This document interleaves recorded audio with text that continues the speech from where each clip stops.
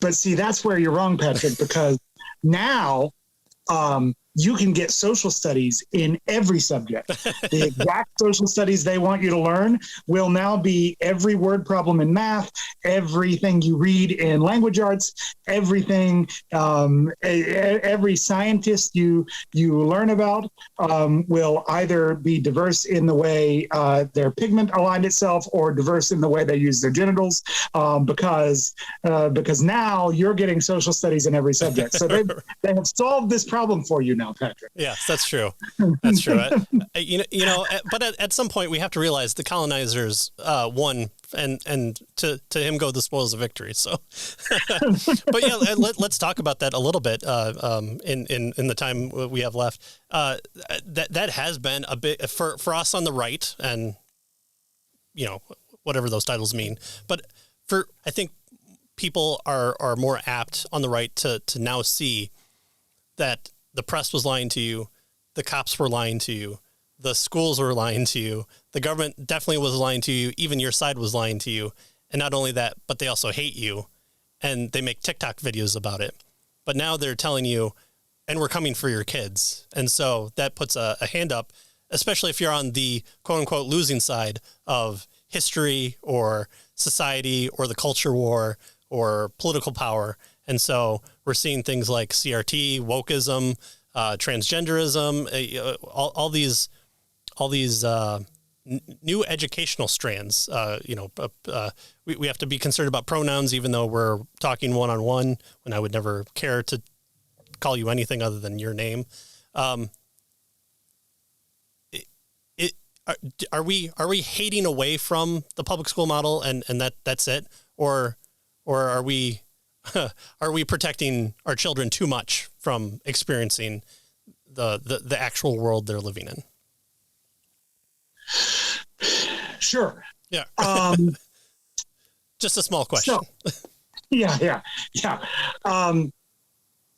So look, I'll go back to the foundation that it is, from a Christian's perspective, it is your responsibility, especially as a father. It is your responsibility to see to the education of your children such that they're raised in the nurture and admonition of the Lord. And I do believe some people, when they say that that's possible in a public school context, and I'm talking about the intentionally religionless, although you mentioned a couple things I think qualify as a religion there in your rundown, but the intentionally traditional religion with a book less. Although, sorry, even as I say that, they've got books written much more recently. Anyway, sorry. But the so the intentionally Christless, let's say, style public education. I believe that it is possible to say, look, my kid is going to learn to read, learn their times tables. I'm sending them to a school that will actually do times tables. Excellent. They're going to learn to read, learn their times tables. They're going to learn. They're going to get the raw facts, and then I'm going to bring them home, and I'm going to resolutely catechize them. I'm going to keep up with what they're being taught and counteract it with scriptural truths. I totally believe that for some people, that if you're taking it seriously and being intentional about it, that for some people that is possible. Sounds harder to me than some of your other options, but I can totally believe that's possible. I think where what I want to argue though against is the idea that send your kids out to the public schools as if it was a mission field. Because the mission field is in large measure what you are educating them for. So how good, how useful would Hudson Taylor have been if he dropped into China and became very Chinese, which he did, and that was great, and in large measure responsible for the modern missions movement by so doing. But how effective would he have been if he had not first learned the scriptures so that he could then be so yes, becoming fully Chinese is very important to minister in inland China. But he needed to have known the scriptures first. Look, in Calvin's Geneva, they were training men for 3 years every day. They were intensely training men every day for 3 years. It's one of the big reasons why seminaries are still a 3-year program. They would be training men intensely every day for 3 years. Greek, Latin, Hebrew, less so Hebrew, because there were like 20 people in Europe who knew Hebrew.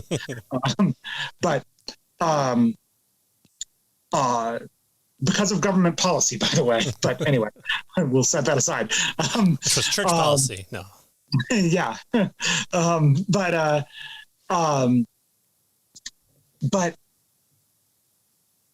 they were intensely training these men for 3 years to go directly into Italy and last about 2 weeks before they were killed. Right? Like that is traditionally how we have felt about preparing people for a mission field.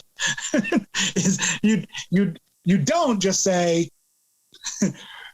I've given you no training, good luck. So, and I realize there's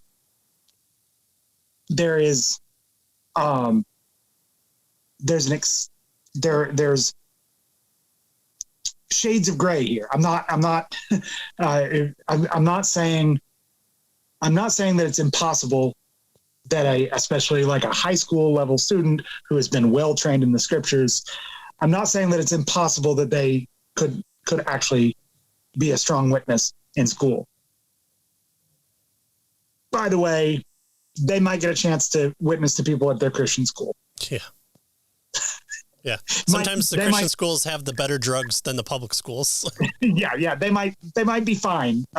They might be fine in making non-Christian friends with whom they can share the gospel at the Christian school. Just fine. But,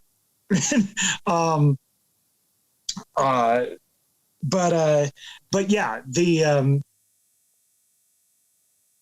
so that's the main one I want to argue against there. But then just say again, I think it's important. First of all, I trust parents. I trust parents way more than I trust an expert, even an expert like me that's an expert in like empowering parents in the education system. I trust parents more than I trust experts to make these decisions, because really, I'm the real expert in each of my children. There might be other people who are more expert than me in curriculum development, in certain kinds of pedagogy, in speech pathology, as we discussed. But there's no one more expert than me in my 6'4", 3 and 1 year old, right? And I'd argue even their mother, but maybe I'd give her that on some days. And again, we have said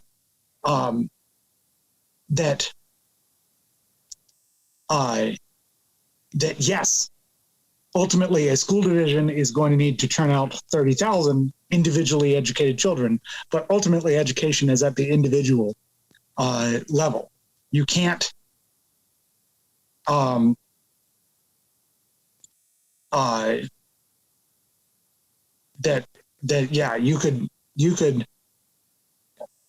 you could go out and get statistics on, and you could try to measure some things that you could measure.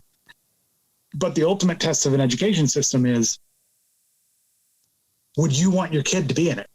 Like, no, if you could know everything there was to know about it, if you had all the knowledge that you could want, and if you had the